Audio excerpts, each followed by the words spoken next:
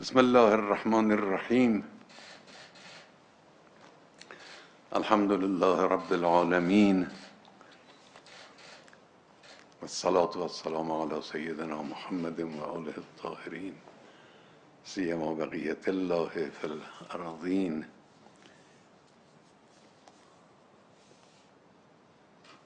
چهارده خرداد دیگری فرا رسید.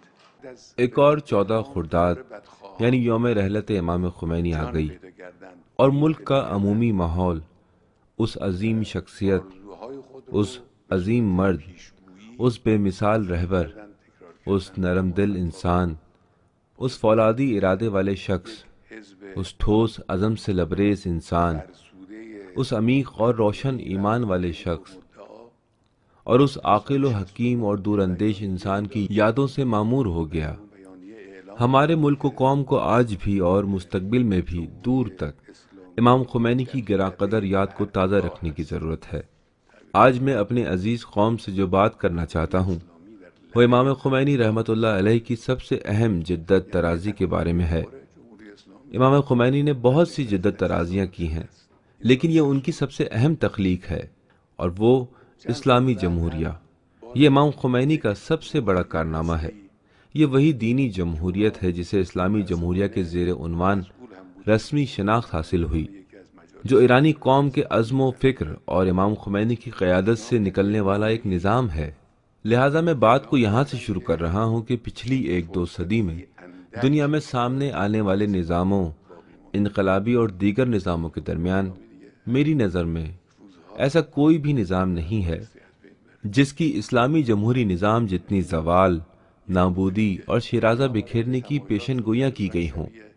اسلامی جمہوریہ کی تشکیل کے پہلے دن سے ہی اس عظیم تحریک کو تسلیم اور ہضم نہ کر پانے والے ملک کے اندر اور باہر کے بدخواہ اور دشمن کہتے تھے کہ اسلامی جمہوریہ 2 مہینے سے زیادہ، کبھی کہتے تھے 6 مہینے سے زیادہ، کبھی کہتے تھے 1 سال سے زیادہ باقی نہیں رہے گی، ختم ہو جائے گی۔ امام خمینی کی صلابت و صلاحیت، ان کی قطعیت، اس کے علاوہ 8 سالہ جنگ میں ایرانی قوم کی عظیم الشان فتوحات اور دیگر گوناگون واقعات نے اس شور و غل کو دبا دیا۔ یعنی دھیرے دھیرے یہ کم ہو گیا، کم ہوتا گیا اور امام خمینی کی آخری عمر کے آخری ایام تک یہ شور ختم ہو گیا۔ لیکن امام خمینی کی وفات کے بعد دشمنوں میں، بدخواہوں میں پھر سے رمق پیدا ہو گئی، ان میں امید پیدا ہو گئی اور انہوں نے اپنی آرزوؤں کو پیشن گوئیوں کی صورت میں بیان کرنا شروع کر دیا۔ انہی باتوں کو پھر سے دہرانا شروع کیا، وہ باتیں جو فرسودہ ہو چکی تھیں۔ لیکن اپنے آپ کو بہت کچھ سمجھنے والی پارٹی نے 1990 میں ایک بیان جاری کیا۔ اس بیان میں اس نے کہا کہ اسلامی جمہوریہ ڈھلان کے سر پر پہنچ چکی ہے، یعنی اب اگر اس نے ذرا سی بھی جنبش کی تو ختم ہو جائے گی، نیچے گر جائے گی۔ یہ سن 1990 کی بات تھی۔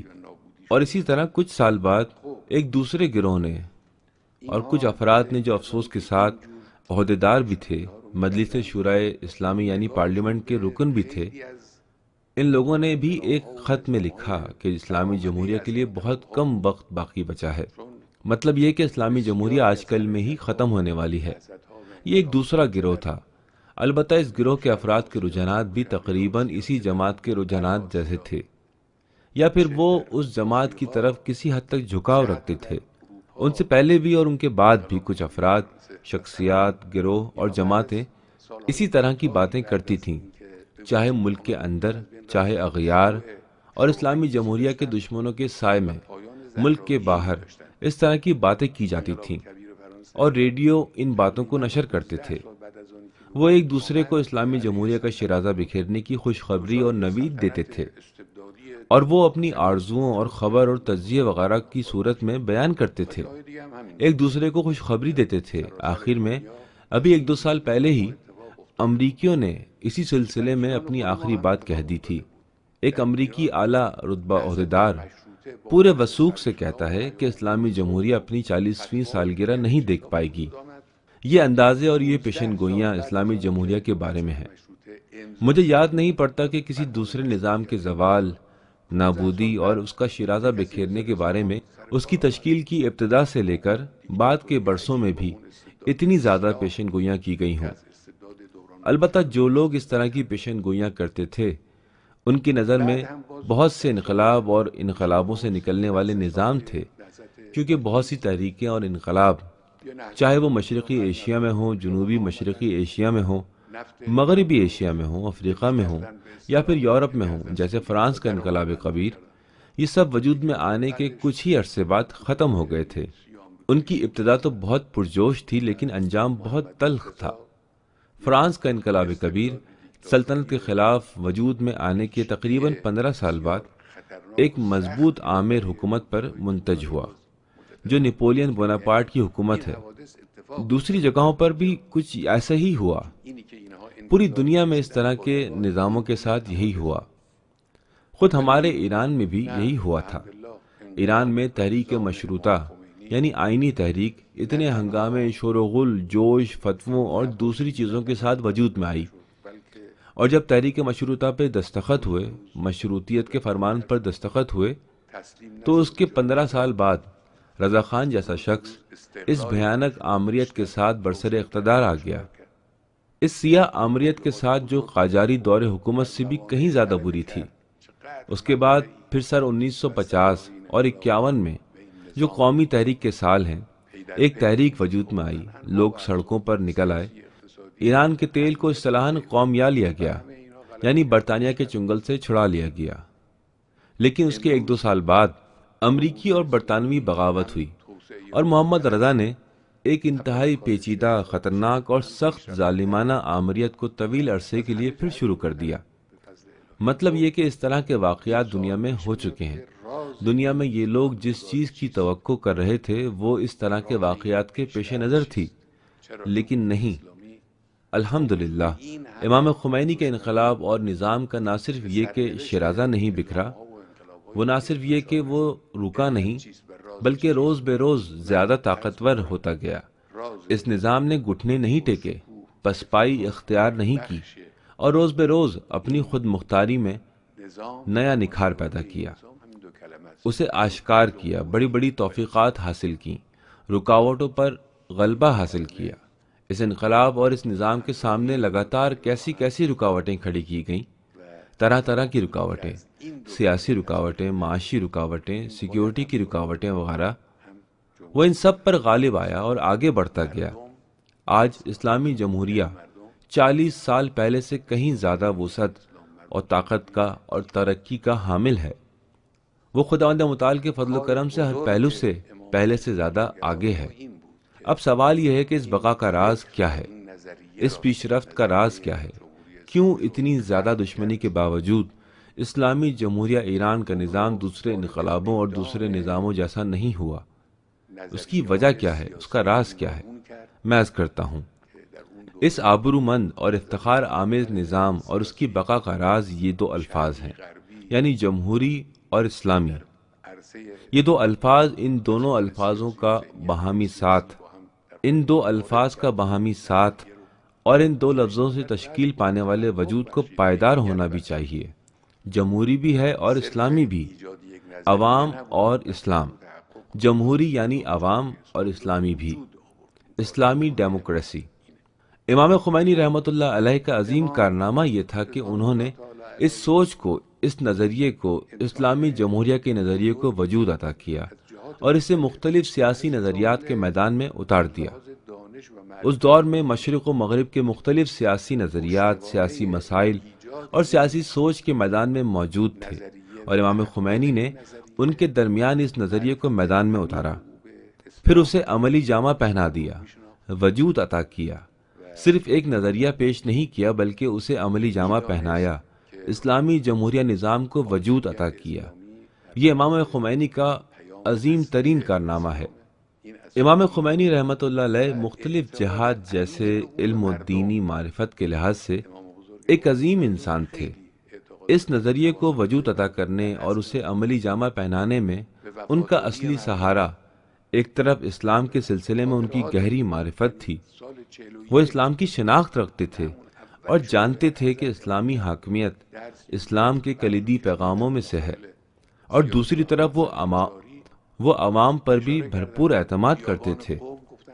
امام خمینی عوام پر بھروسہ رکھتے تھے، ان کی توانائیوں پر، ان کے عزم پر، ان کی وفاداری پر۔ اس سلسلے میں ہماری بہت سی یادداشتیں ان کے ساتھ وابستہ ہیں۔ عوام پر ان کا اعتماد بہت ہی والا قسم کا تھا۔ سن 1962 میں جب تحریک اپنے ابتدائی ایام میں تھی، امام خمینی نے ایک دن اپنے درس میں بات کو سیاسی مسائل اور اس وقت جو مسئلہ چل رہا تھا اس کی طرف موڑ دیا اور قم کے صحرا کی طرف اشارہ کیا اور کہا کہ اگر ہم عوام کو بلائیں تو یہ صحرا عوام سے بھر جائے گا۔ سن 1962 میں کوئی یہ بات سوچ بھی نہیں سکتا تھا کہ عوام کو اس طرح کے کسی کام میں اپنے ساتھ شامل کیا جا سکتا ہے اور انہیں میدان میں اتارا جا سکتا ہے۔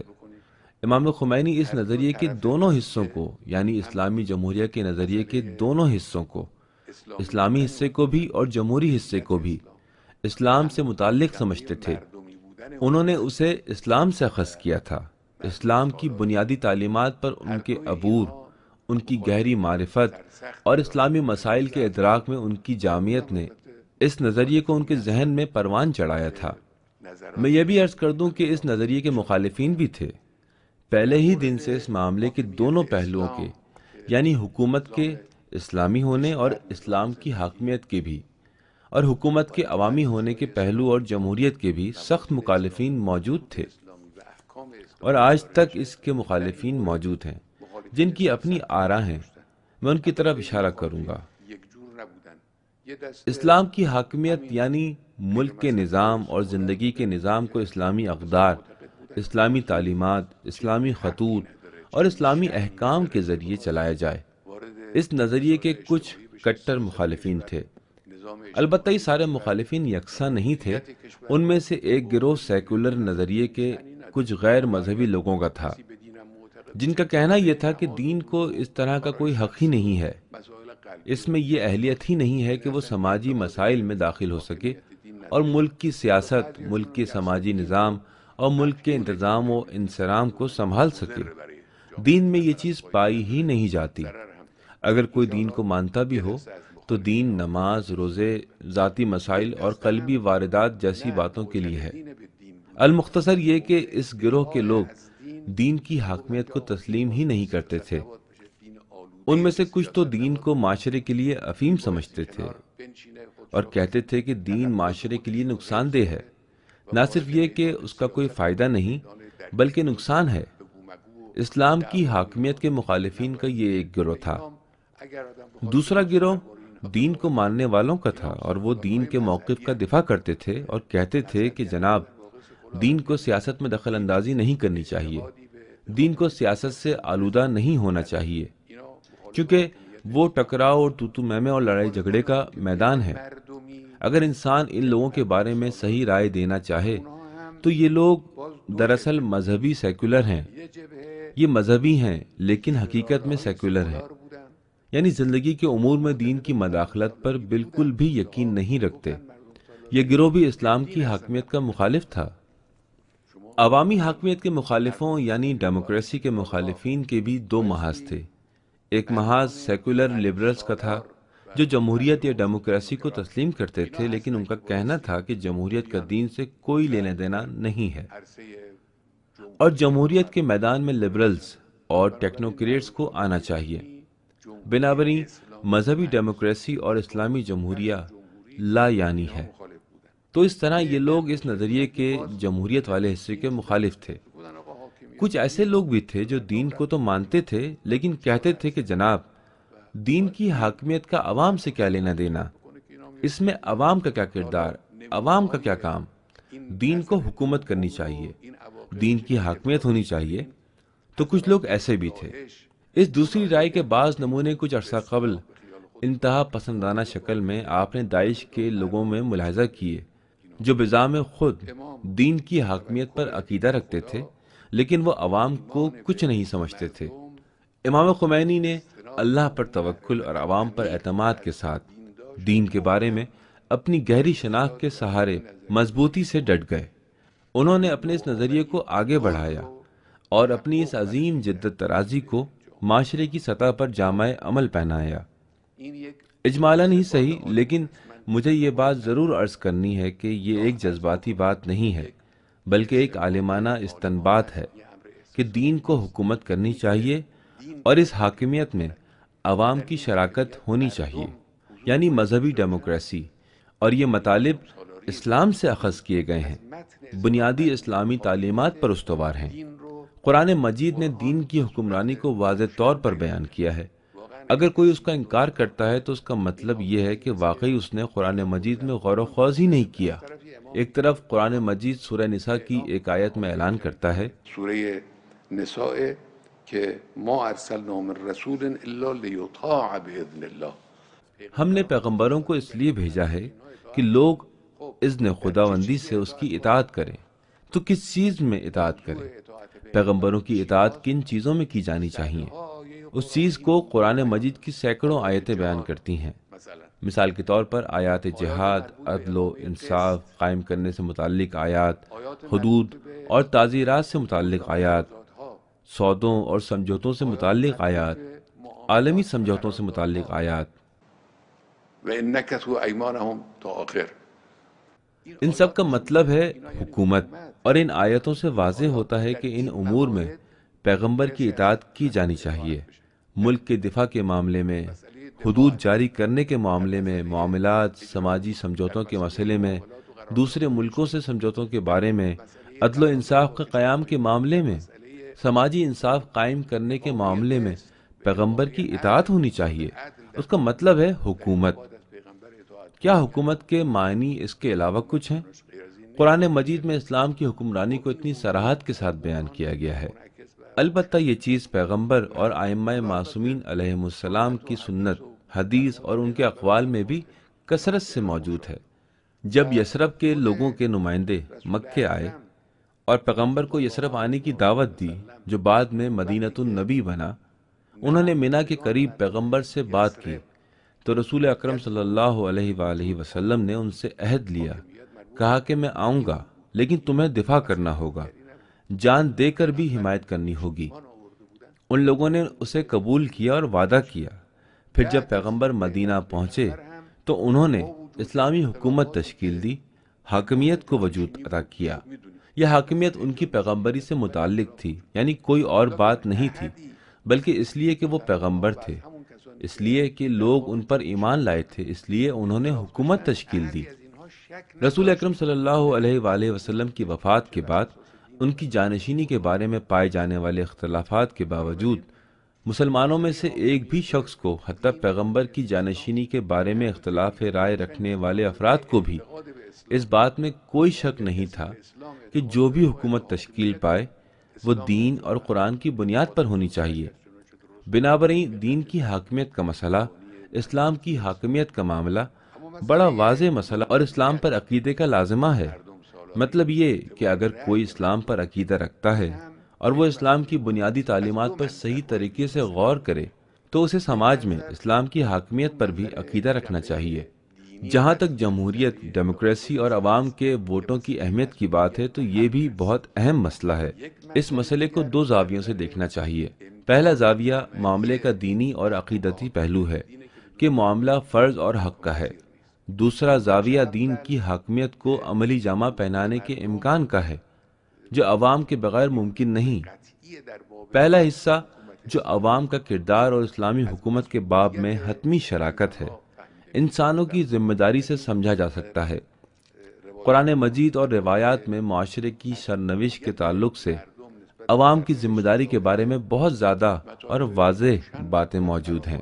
کلکم راع کلکم راع وکلکم مسئول عن رعیتہ، یعنی معاشرے کے تمام افراد معاشرے کی صورتحال کے سلسلے میں ذمہ دار ہیں۔ من اصبح ولم یهتم بامور المسلمین فلیس بمسلم۔ امور مسلمین کا مطلب اسلامی معاشرے کے یہی امور جو تمام باتوں پر محیط ہیں، یا امیر المومنین کا خطبہ صفین کے نام سے مشہور خطبے میں حکومت کے سلسلے میں بہت سی باتیں ہیں۔ امیر المومنین علیہ السلام کا ایک جملہ ہے جو میری نظر میں بہت زیادہ اہم ہے۔ ومن واجب حقوق اللہ سبحانہ علی عبادہ النصیحة بمبلغ جهدهم والتعاون على اقامة الحق بینهم۔ پروردگار کے سب سے اہم اور لازمی حقوق میں سے ہے التعاون على اقامت الحق بینهم، لوگ معاشرے میں حق کے قیام کے لیے تعاون کریں، یعنی یہ عوام کا فریضہ ہے، عوام کی ذمہ داری ہے، انہیں مدد کرنی چاہیے تاکہ ملک میں حق کی حاکمیت قائم ہو سکے، خدا کی حکومت قائم ہو سکے۔ امر بالمعروف کا فریضہ یہ ایک عمومی ذمہ داری ہے اور معروفوں میں ایک سب سے اہم حق و عدل کی حکومت ہے۔ سماج میں منصف حکومت ہونی چاہیے، حق کی حکومت ہونی چاہیے، لوگوں کو اس معروف کا حکم دینا چاہیے۔ اس سے عوام کی ذمہ داری کا اشارہ ملتا ہے۔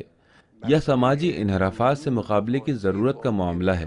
امیر المومنین علیہ السلام خطبہ شقشقیہ میں فرماتے ہیں، حکومت قبول کرنے کی ایک وجہ اس بات کو قرار دیتے ہیں وما اخذ الله على العلماء ان لا يقاروا على كذبة ظالم ولا اوثق بمظلوم، یعنی خداوند متعال نے علماء سے یہ عہد لیا ہے، ہم فرض کر لیتے ہیں کہ تمام علماء سے، کہ وہ سماجی رکاوٹوں کے سامنے نہیں جھکیں گے، سماجی خلیجوں کو تسلیم نہیں کریں گے کہ ایک زیادہ پیٹ بھرا ہونے کی وجہ سے موت سے ہمکنار ہو جائے اور دوسرا بھوک کی وجہ سے۔ امیر المومنین نے علماء اسی لیے فرمایا ہے کہ علماء کا طبقہ ایک ممتاز طبقہ ہے، اسی لیے ان پر اس حق کا اطلاق زیادہ ہوتا ہے، ان پر اس بات کی ذمہ داری زیادہ ہے، یا پھر اس وجہ سے ہے کہ علماء کا مطلب ہے جاننے والے، علم رکھنے والے، یعنی جس کو بھی اس کا علم ہو جائے۔ جو لا علم ہے فطری طور پر اس کی کوئی ذمہ داری نہیں ہے، لیکن جو مطلع ہے، عالم ہے، جسے علم ہو جائے اس کی ذمہ داری ہے۔ بنابراً یہ ایک عمومی ذمہ داری ہے۔ اب اس ذمہ داری کو کس طرح نبھایا جائے، یہ چیز الگ الگ ادوار میں مختلف ہو جاتی ہے۔ آج انتخابات ہیں، ممکن ہے کسی دن کسی اور وسیلے سے ہو، لیکن یہ ذمہ داری موجود ہے۔ ایک طرف یہ ذمہ داری اور دوسری طرف حق، یعنی مستقبل اور سرنوشت کے تعین کا حق موجود ہے۔ انسان آزاد ہیں۔ لا تكن عبد غیرک وقد خلقک اللہ حرا، فرمایش امیر المومنین۔ امیر المومنین علیہ السلام کا فرمان ہے، تم دوسروں کے غلام نہ بنو، خدا نے تمہیں آزاد پیدا کیا ہے، تم خود انتخاب کرو، اپنے مستقبل کا تعین تم خود کرو۔ یہ اسلام کے مسلمہ اصولوں میں سے ہے۔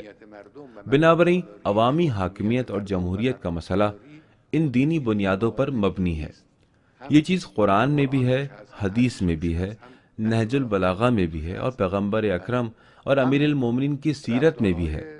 امیر المومنین خطبہ صفین میں فرماتے ہیں، امیر المومنین می‌فرماید لا تکفوا عن مشورة بحق، تو همون خطبه صفین، او مقالة بعدل، یعنی جھجک نہ دکھاؤ، مجھ سے کہو، میرے کام میں، میری روش میں، میرے طریقہ کار میں کوئی مسئلہ ہے تو بیان کرو، اپنی رائے دو۔ لہذا معاملہ کچھ اس طرح سے ہے۔ بنابراً عوام کی ذمہ داری اور عوام کا حق یقینی طور پر اسلام کے بطن سے نکلا ہے۔ یہ پہلا زاویہ تھا۔ دوسرا زاویہ عوامی پشت پناہی اور عوامی سہارے کا زاویہ ہے۔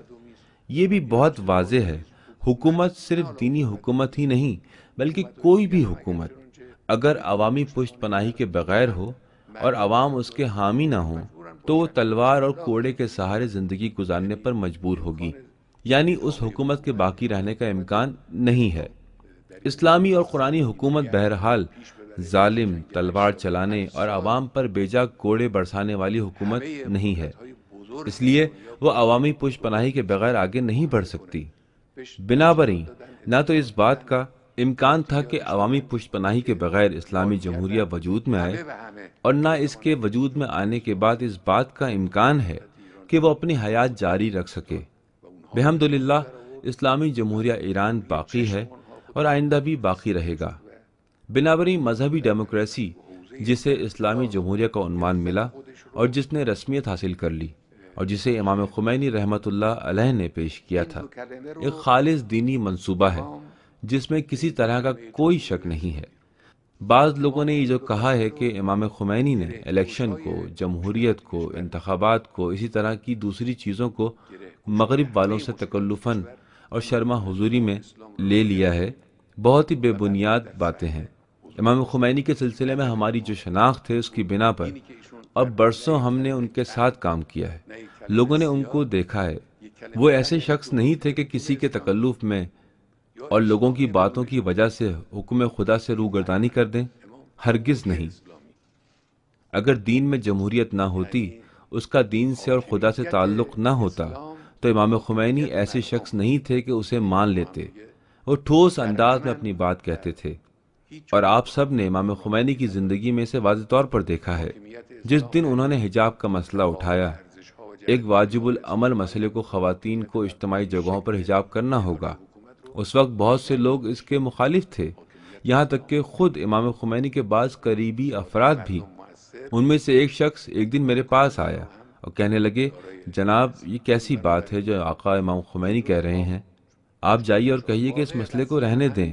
البتہ میرا بھی وہی خیال تھا جو امام خمینی کی نظر تھی۔ کہنے کا مطلب یہ ہے کہ بہت سے لوگ مخالف تھے، لیکن امام خمینی کی یہی رائے تھی، اور انہوں نے ٹھوس طریقے سے حجاب کے مسئلے کو پیش کیا، جو بالکل صحیح بات تھی۔ اسی طرح کی دوسری باتیں بھی تھیں۔ امام خمینی رحمۃ اللہ علیہ نے یہ نئی مذہبی سوچ پیش کی، اس نئے اور پیش رفتہ مکتب کو اور اسلام کے اس حسین اور حیرت انگیز خیال کو جو اس روشن نظریے اور عمیق معرفت پر مبنی تھا پیش کیا، اور اس ٹھوس اور منطقی منصوبے کے ذریعے ایرانی قوم کو میدان میں لے آئے جو صدیوں سے استبداد اور آمریت کی عادی ہو چکی تھی۔ انہوں نے قوم کو ملک کا مالک بنا دیا اور ایسا انتظام کیا کہ ایرانی قوم نے اپنے آپ کو باور کر لیا، اپنے آپ پر یقین کر لیا، اس میں خود اعتمادی پیدا ہو گئی۔ آپ عزیز نوجوانوں کے لیے جنہوں نے اسلامی انقلاب سے پہلے کا زمانہ نہیں دیکھا ہے، یہ جاننا بہت مشکل ہوگا کہ ملک کیسا تھا۔ ہم نے اس میں زندگی گزاری ہے، اس زمانے میں سانسیں لی ہیں۔ اس زمانے میں عوام سرے سے صفر تھے، ہیچ تھے۔ اگر کوئی لوگوں سے یہ کہتا کہ آپ ملک کے مسائل میں مداخلت کر سکتے ہیں یا آپ کو اس کا حق ہے، تو یہ بات عوام کے لیے ناقابل یقین تھی۔ عوام پوری طرح سے حاشیے پر ڈال دیے گئے تھے، ان کا کوئی کردار تھا ہی نہیں، اور خاص طور پر پہلوی آمریت کے سیاہ دور کے آخری زمانے میں، جس کے 20-30 برس ہم نے خود دیکھے۔ یہ عوام اس طرح کے نہیں تھے، انہوں نے بڑی کٹھن زندگی گزاری تھی۔ امام خمینی نے اپنے ایک اہم اقدام سے عوام کو میدان میں پہنچا دیا۔ جوانوں نے خود کو صحیح طریقے سے پہچانا، قوم کو اپنی شناخت ہو گئی۔ امام خمینی نے قوم کی توانائی اور عزم کی عظیم گنجائش کو استعمال کیا، اسے اپنی قیادت و ہدایت سے ایسے مرحلے میں پہنچانے میں کامیابی حاصل کی کہ قوم عظیم کام انجام دینے لگی۔ اس نے کئی ہزار سالہ سلطنت کو اکھاڑ پھینکا۔ امام خمینی عوام کو میدان کے بیچ میں لے کر آئے اور عوام کے دین، عوام کی معرفت، عوام کے فہم اور عوام کے شعور کے ساتھ کچھ ایسا کیا کہ وہ ڈٹ جائیں، استقامت کریں اور روز بے روز زیادہ مضبوط ہوتے جائیں۔ کبھی اسلامی جمہوریہ ایک چھوٹا سا پودا تھا، آج تنومند و تناور درخت اور شجرہ طیبہ بن چکا ہے، جسے کوئی بھی طوفان اکھاڑ نہیں سکتا۔ بہت سے خوفناک واقعات سامنے آئے، لیکن یہ قوم اپنے آپ کو ان خوفناک حوادث میں بچائے رکھنے میں کامیاب رہی۔ جیسے 8 سالہ جنگ، 8 سال تک دنیا کی ساری بڑی طاقتیں ایک حکومت کی حمایت میں صف آرا ہو گئیں کہ وہ ہم پر حملہ کرے، اسے ہتھیار دیے، اہم اطلاعات دیں، اسے جنگی فنون سکھائے، اس کی مالی امداد کی۔ یہ سب کچھ کیا تاکہ وہ اسلامی جمہوریہ کو نابود کر سکیں، لیکن ایرانی قوم پوری طاقت سے ڈٹ گئی اور انہیں گھٹنوں پر لے آئی۔ دشمن کی خواہش کے برخلاف وہ نہ صرف یہ کہ خود جھکی نہیں اور اس نے گھٹنے نہیں ٹیکے، بلکہ اس نے اپنی قوت و عزت کے میدان کو مزید وسعت دی۔ امام خمینی ان 2 لفظوں جمہوری اور اسلامی کو ملک کی مشکلات کا عقدہ کشا سمجھتے تھے۔ وہ ملک کے تمام مسائل کا حل یہی سمجھتے تھے کہ ہم اسلام پر عمل کریں اور عوام میدان میں موجود رہیں۔ امام خمینی کا عقیدہ یہ تھا، یہ جو انہوں نے کہا کہ نہ ایک لفظ کم نہ ایک لفظ زیادہ، تو ایک لفظ کم یعنی بغیر اسلامی کے جمہوریہ یا جمہوریہ کے بغیر اسلامی، اس کا کوئی مطلب نہیں ہے۔ امام خمینی نے فرمایا اسلامی جمہوریہ یعنی اسلام کی حکمرانی اور عوام کی حکمرانی، یہ دونوں ایک دوسرے سے ملے ہوئے ہیں اور ان کا آپس میں کوئی تضاد نہیں۔ اسلام کی حاکمیت کا مطلب یہ ہے کہ ڈھانچہ، اقدار اور موقف اسلام طے کرے گا۔ عوام کی حاکمیت کا مطلب یہ ہے کہ حکومت چلانے کی روش اور شکل عوام طے کریں گے۔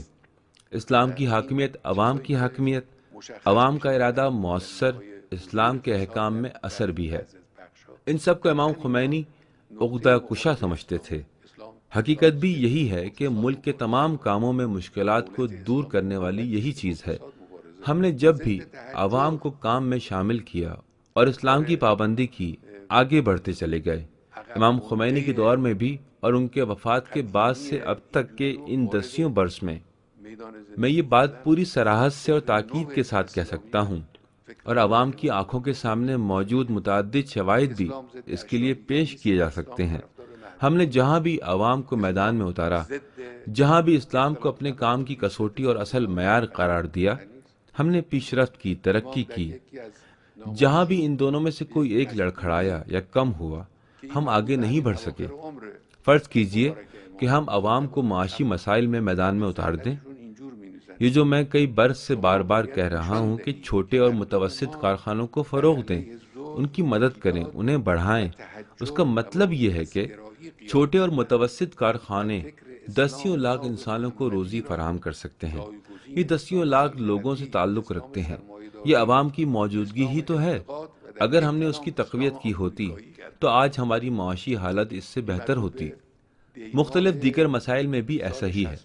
اگر ملک کے محترم عہدیداروں کے درمیان یہ بات رائج ہو جائے کہ وہ اسلامی مسائل کو بھی نظر میں رکھیں، یعنی اسلامی حدود کی پوری طرح سے پابندی کریں، ملکی مسائل میں بھی، غیر ملکی مسائل میں بھی، معاشی مسائل میں بھی، ثقافتی اور سیاسی مسائل میں بھی، اور عوام کی موجودگی کو بھی یقینی بنائیں، یعنی کوئی ایسا میکینزم وجود میں لائیں کہ عوام کا ارادہ، عوام کی موجودگی، عوام کی مرضی دخیل ہو سکے، تو ملک کے تمام مشکلات دور ہو جائیں گی۔ تو اصل بات یہ تھی، امام خمینی کی باتیں بہت اہم ہیں، انہوں نے بڑی اہم باتیں کی ہیں۔ میں نے ان کا ایک مختصر سا جملہ نوٹ کیا ہے جو میں آپ کو سنانا چاہتا ہوں، اسلام کے بارے میں بھی اور جمہوریت کے بارے میں بھی۔ امام خمینی کی بڑی واضح اور ٹھوس باتیں ہیں۔ اسلام کے بارے میں وہ رجت پرستوں کے اسلام اور التقاطیوں، خوشہ چینیوں کے اسلام دونوں کو بڑے ٹھوس طریقے سے مسترد کرتے ہیں۔ ایک طرف وہ رجت پرستوں کو مسترد کرتے ہیں اور دوسری طرف التقاطیوں، خوشہ چینوں کو، یعنی وہ افراد جو اسلام کے نام پر دوسروں کی باتیں اپنے مخاطب کے سامنے، معاشرے کے سامنے پیش کرتے ہیں۔ امام خمینی ان لوگوں کو بھرپور طریقے سے مسترد کرتے ہیں۔ ان کی نظر میں اسلام وہ اسلام ہے جو انصاف پسند ہے، سامراج مخالف ہے، بدعنوانی کے مخالف ہے۔ یہ سب امام خمینی کی باتوں میں واضح ہے، ان کی وصیت میں بھی ہے، اور ان کے بیانوں کو شائع شدہ 20-22 جلد کے مجموعے میں بھی موجود ہے۔ ہم نے تو یہ باتیں خود براہ راست امام خمینی کی زبان سے سنی ہیں۔ جو لوگ نہیں تھے اور جنہوں نے انہیں نہیں دیکھا یا نہیں سنا، وہ ان بیانات کو دیکھ بھی سکتے ہیں اور پڑھ بھی سکتے ہیں۔ امام خمینی کی باتیں پوری طرح سے واضح ہیں۔ امام خمینی جس اسلام پر عقیدہ رکھتے تھے وہ سامراج مخالف ہے، یعنی امریکہ کے مخالف ہے، اغیار کی تسلط پسندی کے خلاف ہے، ملک کے داخلی امور میں اغیار اور خارجی طاقتوں کی مداخلت کے مخالف ہے، دشمن کے مقابلے میں گھٹنے ٹیکنے کے خلاف ہے۔ بدعنوانی کا مخالف اسلام وہ اسلام ہے جس پر امام خمینی عقیدہ رکھتے ہیں۔ یہ وہ اسلام ہے جو کسی کو بھی خصوصی امتیازات دیے جانے کا مخالف ہے۔ بعض شعبوں میں بدعنوانی کی موجودگی کے بارے میں جو چیز سامنے آتی ہے وہ یقینی طور پر اسلام کے خلاف ہیں۔ اسلام وہ اسلام ہے جو بدعنوانی سے مقابلہ کرے۔ اسلامی حکومت وہ حکومت ہے جو بدعنوانی سے لڑے۔ اسلام رجت پرستی کے خلاف ہے، یعنی پرانے بوسیدہ اور ناکامیاب افکار کو اس طرح زندگی کے میدان میں دخل کر دینا، نئے اسلامی افکار اور امام خمینی کے نئے افکار سے دوری اختیار کرنا۔ اسلام اشرافیہ کلچر کے خلاف ہے۔ اسلام محرومین کا حامی ہے۔ اسلام سماج کے درمیان رکاوٹوں کا مخالف ہے، امیر اور غریب کے درمیان پائے جانے والے فاصلوں کا مخالف ہے۔ امام خمینی اپنی عمر مبارک کے اواخر میں اپنی وفات سے کچھ مہینہ پہلے اپنے خط میں ایک عہدیدار کو اس طرح لکھتے ہیں: آپ کو یہ دکھا دینا چاہیے کہ ہمارے عوام نے ظلم، ناانصافی اور رجت پرستی کے خلاف قیام کیا۔ خالص محمدی اسلام کو شاہی اسلام، سرمایہ دارانہ اسلام، التقاطی اسلام، اور اگر ایک لفظ میں کہا جائے تو امریکی اسلام کی جگہ لے آئے۔ یہ جنوری سن 1989 کا خط ہے۔ ایسا نہیں ہے کہ ہم کہیں کہ یہ انقلاب کے آغاز کے جوش و خروش کے زمانے کا ہے، نہیں، امام خمینی نے اپنی وفات سے کچھ مہینے پہلے یہ خط لکھا تھا۔ بنابراین اسلام کے بارے میں امام خمینی کا نظریہ یہ ہے۔ امام خمینی الیکشن کو ڈیموکریسی کا مظہر سمجھتے تھے، اور ایسا ہے بھی، یعنی آج ڈیموکریسی اور عوامی موجودگی انتخابات کے ذریعے ہی ممکن ہے۔ ہو سکتا ہے کہ مستقبل میں کوئی وقت ایسا بھی آئے کہ انتخابات لا یعنی ہو جائیں، یعنی غیر ضروری ہو جائیں۔ عوامی موجودگی اور عوامی رائے کے اظہار کے لیے کچھ دوسرے طریقے سامنے آ جائیں، لیکن آج الیکشن ہے۔ امام خمینی کے زمانے میں بھی الیکشن تھا۔ انتخابات کے بارے میں امام خمینی کی کچھ بڑی اہم باتیں ہیں، جیسے وہ انتخابات کو مذہبی فریضہ سمجھتے تھے۔ انہوں نے انتخابات کے سلسلے میں مذہبی فریضے کا لفظ استعمال کیا ہے۔ ان کی وصیت میں ایک جملہ بڑا ہی متنبہ کرنے والا ہے۔ وہ فرماتے ہیں کہ الیکشن میں شرکت نہ کرنا بعض موقعوں پر ممکن ہے کہ گناہان کبیرہ میں سر فہرست قرار پائے۔ الیکشن کے بارے میں امام خمینی کا نظریہ یہ ہے۔ یا ایک اور جگہ پر آپ فرماتے ہیں، انتخابات میں شرکت میں کوتاہی کے کچھ دنیاوی نتائج ہیں جو ممکن ہے کئی نسلوں تک سامنے آتے رہیں، اور خداوند متعال بھی اس کا مواخذہ کرے گا۔ یہ امام خمینی کے فرامین ہیں، اور انہی بیانوں کے ذریعے اور انہی ٹھوس قدموں کے ذریعے انہوں نے اسلامی جمہوریہ کو کھڑا کیا اور اسے مضبوط کیا۔ امام خمینی کی وفات کے بعد الحمدللہ ایرانی قوم نے اس الہی تحفے کو، یعنی اس مذہبی جمہوریت کو جو ایک عطیہ الہی تھا، ایک تحفہ تھا اور امام خمینی کے ہاتھوں ایرانی قوم کو دیا گیا تھا، محفوظ رکھا ہے۔ ایرانی قوم ایران کے دشمنوں اور ایرانی دشمنوں کی سازشوں کے مقابلے میں، جنہوں نے مختلف طرح کی سازشیں کیں اور چالیں چلیں تاکہ عوام کو اس نظام سے دور کر دیں اور اسلام اور اسلامی ڈیموکریسی پر سے ان کا عقیدہ ختم کروا دیں، پوری طرح سے ڈٹ گئی اور اس نے ان سازشوں کو ناکام بنا دیا۔ دشمن جب بھی اور جس شکل میں بھی سامنے آیا، اسے ایرانی قوم کی فولادی دیوار کا سامنا کرنا پڑا۔ آج بھی ایسا ہی ہے۔ آج بھی دشمن کمین میں ہے۔ ایرانی قوم اور اسلامی نظام کے درمیان خلیج پیدا کرنے کے لیے اس نے بڑی امیدیں لگا رکھی ہیں، لیکن اسے ایرانی قوم کے مضبوط حصار اور فولادی دیوار کا سامنا ہے۔ دشمنوں نے سیکیورٹی کے میدان میں بھی سازشیں کی، اقتصادی میدان میں بھی کھل کر دشمنی کی، نظریاتی الغار بھی بھرپور کی، لیکن ان سب میں انہیں ہزیمت اٹھانا پڑی، شکست اٹھانا پڑی۔ افسوس کی بات ہے کہ ایسے لوگ پہلے بھی تھے اور اب بھی ہیں، جو دشمنوں کی باتوں کو کسی نہ کسی طرح ملک کے اندر دہراتے ہیں۔ کبھی ایک لفظ استعمال کیا جاتا ہے، آئیڈیالوجی کا خاتمہ۔ یہ وہی مخالفین کی باتیں ہیں۔ آئیڈیالوجی کے خاتمے کا مطلب یہ ہے کہ اسلامی جمہوریہ اور مذہبی ڈیموکریسی کے سلسلے میں اسلام اور اسلامی افکار کو کنارے پر رکھ دیں اور اسی منحرف اور فاسد لبرل ڈیموکریسی کی سوچ کو اپنا لیں، جس نے آج پوری دنیا کے لوگوں کو کہیں کا نہیں چھوڑا ہے۔ کچھ لوگ کسی دوسرے رخ سے بات کرتے ہیں اور کہتے ہیں کہ دین کا تقدس اس میں ہے کہ وہ کنارے پر چلا جائے۔ یہ وہی بات ہے جو انقلاب کے آغاز میں کہی جاتی تھی۔ یہ دشمن کی بات ہے۔ دشمن بھی یہی کہتا ہے اور ساتھ ہی انہی باتوں کی تکرار بھی کرتا ہے جو اسلامی انقلاب کی کامیابی سے پہلے اور انقلاب کے آغاز میں کہی جاتی تھی۔ کچھ لوگ جو یہ کہتے ہیں کہ اگر ہم اسلامی اصولوں کی پابندی کرنا چاہیں تو یہ جمہوریت سے میل نہیں کھاتی۔ یہ بات بھی اسلامی جمہوریہ اور ایرانی قوم کے دشمنوں کی باتوں کا حصہ ہے، لیکن ممکن ہے کہ بعض افراد غفلت کی وجہ سے یہ بات کہہ رہے ہوں۔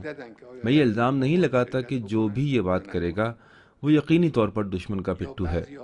نہیں، ممکن ہے کہ کبھی یہ بات غفلت کی وجہ سے کہی جائے، لیکن انہیں معلوم ہونا چاہیے کہ یہ بات دشمن کی بات ہے اور دشمن چاہتا ہے کہ اسلامیت کو جڑ سے اکھاڑ پھینکے۔ کچھ لوگ جمہوریت کے لیے ہمدردی دکھاتے ہیں اور کہتے ہیں کہ جناب جمہوریت کا جنازہ نکل گیا، لیکن اصل میں یہ لوگ جمہوریت کے زیادہ ہمدرد نہیں ہیں۔ یہ اسلامیت کو ختم کرنا چاہتے ہیں، اسلام کو کنارے لگانا چاہتے ہیں تاکہ اس کا وجود ہی ختم ہو جائے۔ حقیقت میں یہ بہت بڑی بھول ہوگی کہ ہم جمہوریت کو اسلامی افکار اور روح اسلامی سے دور کر دیں۔ آئین نے معاملہ صاف کر دیا ہے۔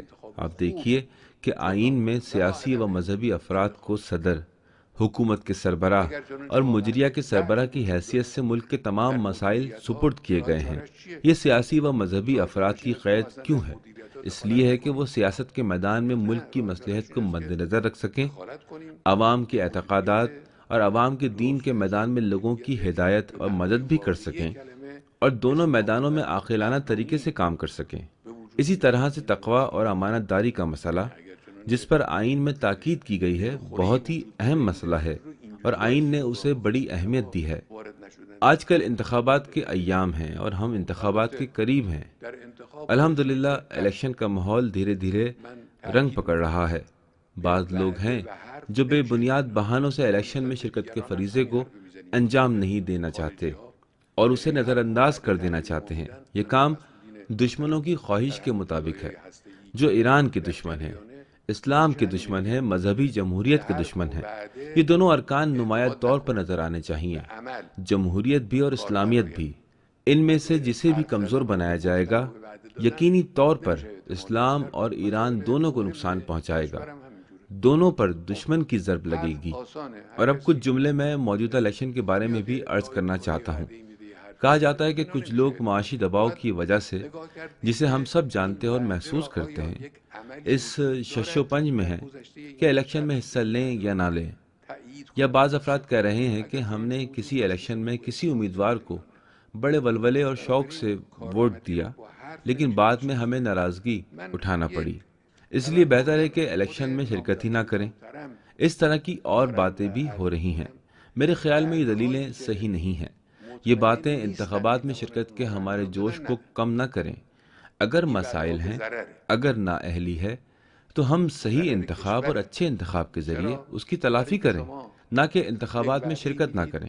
اگر واقعی انتظامی امور میں کوئی کمزوری ہے تو اس کا علاج اور چارہ کار کیا ہے؟ چارہ کار یہ ہے کہ ہم انتظامی امور میں بالکل بھی مداخلت ہی نہ کریں، یا چارہ کار یہ ہے کہ ہم مداخلت کریں اور ایک اچھی اور صحیح انتظامیہ کو وجود میں لائیں جو حقیقی معنی میں اسلامی بھی ہو اور عوامی بھی ہو۔ لہٰذا اس کا چارہ کار یہی ہے۔ مطلب یہ کہ اگر کوئی ناراضگی ہے تو اس کی اس طرح تلافی کی جائے۔ انتخاب میں شرکت ہی نہ کرنے سے تو تلافی نہیں ہو سکتی۔ الیکشن میں بہت زیادہ غور کیا جانا چاہیے۔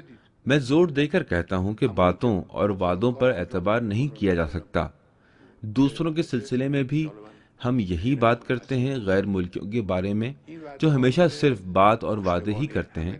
اور میں اسی ایٹمی مسئلے پر جس پر مذاکرات جاری ہیں، محترم عہدیداروں سے ہمیشہ یہی کہتا ہوں کہ باتوں اور وعدوں پر اعتماد نہ کریں۔ بات تو عمل سے ہی بنتی ہے۔ بولنے، بات کرنے اور وعدہ کرنے پر تو بھروسہ نہیں کیا جا سکتا۔ ملک کے اہم مسائل میں بھی ایسا ہی ہے۔ بولنا تو بہت آسان ہے، کوئی بھی آ کر ایک دعویٰ کرتا ہے، ایک وعدہ کرتا ہے، ایک بات کہتا ہے، ان پر تو اعتماد نہیں کیا جا سکتا۔ دیکھنا پڑے گا کہ ماضی میں اس شخص کا کوئی ایسا عمل ہے یا نہیں جو اس کے وعدے کی تصدیق کرے۔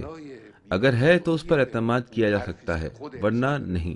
بنابراین کسی کی اہلیت اور اس کی کارآمد ہونے کو صرف باتوں سے طے نہیں کیا جا سکتا۔ اب یہاں مجھے خود محترم امیدواروں سے بھی کچھ توقعات ہیں جنہیں میں عرض کرتا ہوں۔ ایسے وعدے نہ کریں جنہیں پورا کرنے کا انہیں یقین نہ ہو۔ یہ وعدے ملک کے لیے نقصان دہ ہیں۔ کیوں؟ اس لیے کہ آپ کوئی وعدہ کریں گے اور پھر اگر آپ صدر بن گئے اور اس وعدے کو پورا نہیں کیا تو عوام کو مایوس کریں گے، عوام کو نظام کی طرف سے مایوس کریں گے، انتخابات کی طرف سے مایوس کریں گے۔ بنابراین ایسے وعدے کرنا جائز نہیں ہے جنہیں پورا کرنے کا امیدواروں کو یقین نہ ہو۔ البتہ وہ ایسے وعدے کر سکتے ہیں جو پوری طرح سے واضح ہیں، مسلم ہیں، متعلقہ لوگ اس بات کی تصدیق کرتے ہیں کہ یہ وعدے پورے ہو سکتے ہیں۔ لیکن ایسے وعدے نہیں کیے جانے چاہیے کہ میں یہ کر دوں گا، میں وہ کر دوں گا، مگر ان کی کوئی سپورٹ نہ ہو، کوئی زمینہ نہ ہو، کیونکہ اس سے عوام کو مایوسی ہوتی ہے اور یہ گناہ ہے۔ صدارتی الیکشن کے محترم امیدواروں سے ایک توقع یہ بھی ہے کہ وہ ایسے ہی نعرے پیش کریں گے جن پر ان کا عقیدہ ہو۔ ہم افراد کو پہچانتے ہیں، جانتے ہیں کہ شاید دل میں وہ اس نعرے کو تسلیم ہی نہ کرتے ہوں۔ یہ صحیح نہیں ہے۔ عوام کے ساتھ ایمانداری سے پیش آنا چاہیے۔ خدا نخواستہ ایسے نعرے نہ لگائے جائیں جن پر خود امیدوار ہی کو یقین نہ ہو۔ امیدواروں سے ایک اور توقع یہ ہے کہ وہ ٹھان لیں کہ اگر الیکشن میں کامیاب ہوئے تو اپنے آپ کو کچھ باتوں کا پابند سمجھیں گے۔ پہلی چیز یہ کہ سماجی انصاف قائم کرنے اور غریب و امیر کے فاصلے کو کم کرنے کے پابند رہیں گے، یعنی اس کام کو اپنے سب سے بنیادی کاموں میں قرار دیں گے۔ دوسرا یہ کہ بغیر کسی تکلف کے، بغیر کسی خیال کیے ہوئے بدعنوانی کا مقابلہ کریں گے، خود کو اس کا پابند سمجھیں گے، وہ ملکی پیداوار کو تقویت پہنچائیں گے۔ ہم نے بارہا عرض کیا ہے اور یہ معاشیات کے ماہرین کی بھی رائے ہے، بندہ حقین نے بھی اس بات پر کئی بار تاکید کی ہے کہ ملک کے اقتصادیات کی نجات کا راستہ ملکی پیداوار کی تقویت ہے۔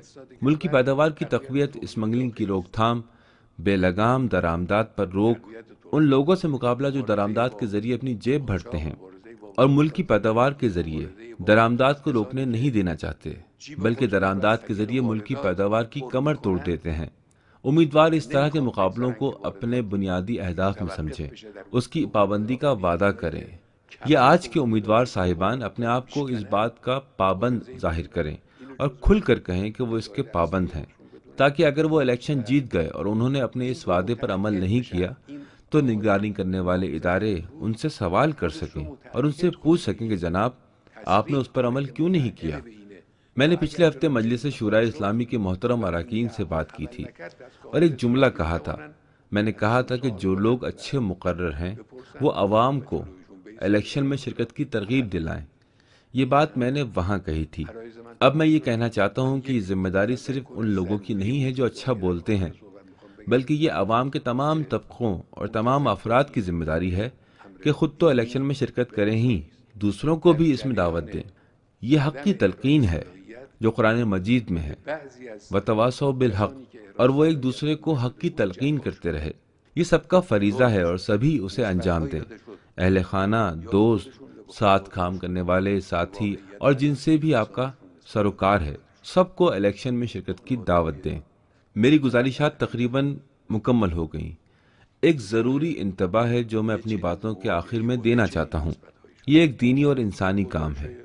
وہ انتباہ یہ ہے، امیدواروں کی اہلیت کی توثیق نہ ہونے کے عمل میں بعض افراد پر ظلم ہوا، ان کے بارے میں، ان کے اہل خانہ کے بارے میں کچھ ایسی باتیں کہی گئیں جن کا حقیقت سے کوئی تعلق نہیں ہے۔ کچھ قابل احترام اور پاکیزہ گھرانوں کو اس طرح کے الزامات کا سامنا کرنا پڑا۔ کچھ غلط رپورٹیں تھیں اور بعد میں پوری طرح سے عیاں ہو گیا کہ وہ رپورٹیں غلط تھیں، لیکن وہ لوگوں کی زبانوں پر آ گئیں اور افسوس کہ انہیں سوشل میڈیا پر ڈال دیا گیا۔ یہ جو میں کہتا ہوں کہ سوشل میڈیا ہر نظارت سے آزاد اور سارے دروازے کھلے ہوئے ہیں، اس کی ایک مثال یہی ہے۔ غیر ذمہ دارانہ طریقے سے ان چیزوں کو پیش کر دیا گیا۔ لوگوں کی عزت کی حفاظت کلیدی مسائل میں سے ہے، سب سے اہم انسانی حقوق میں سے ہے۔ میری درخواست ہے اور ذمہ دار اداروں سے میرا یہ مطالبہ ہے کہ وہ اس کی تلافی کریں۔ کسی کے بچے یا اس کے گھرانے کے بارے میں کوئی غلط رپورٹ دی گئی اور بعد میں پتہ چل گیا کہ وہ غلط تھی، اس کی تلافی کی جائے اور اعادہ حیثیت عرفی کیا جائے۔ خداوند عالم ہمیں گناہ، ظلم اور مومن کی اہانت سے محفوظ رکھے۔ خداوند متعال ہمیں اپنے فریضوں کی خلاف ورزی سے محفوظ رکھے۔ خداوند عالم اپنے فضل و اپنی رحمت سے اپنے وسیع رحمتوں کو ہمارے امام خمینی کے شامل حال قرار دے، انہیں اپنے اولیاء عظام کے ساتھ محشور فرمائے اور برزخ و قیامت میں انہیں ہم سے راضی فرمائے۔ خداوند عالم شہداء کی پاکیزہ ارواح کو ہم سے خوشنود رکھے اور اپنے فضل و کرم سے ہمیں ان سے ملحق کرے۔ خداوند عالم ایرانی قوم کو نیکیاں نصیب کرے، اس الیکشن کو اس قوم کے لیے مبارک قرار دے اور اسے ان انتخابات میں سے قرار دے جنہوں نے دشمن کو دھول چٹائی ہے، اور خدا کے فضل سے ایسا ہی ہوگا انشاءاللہ الرحمن۔ والسلام علیکم ورحمۃ اللہ وبرکاتہ۔